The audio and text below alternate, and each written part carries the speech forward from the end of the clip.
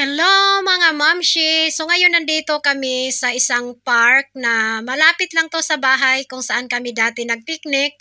So maglalaro daw dito ng football yung aking anak kasi napakahilig niya sa football.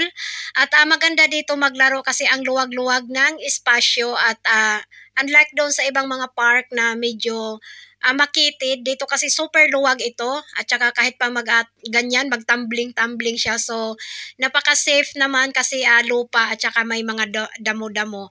At alam nyo ba mga mamshi, habang naglalaro siya dito is may bata na lumapit at sabi na pwede ba ako makipaglaro sa'yo ng football. Tapos ayun, nag-shake hands muna sila. Kailang hindi ko nakuhaan ng video nung nag-shake hands sila, nung nagpakilala sila sa isa't isa. And then ayun, naglaro sila and then maya-maya may lumapit din na isang bata. So nagiging tatlo sila na naglaro. Kaya lang nung is pauwi na kami kasi merong doon, tubig na so na doon yung anak ko.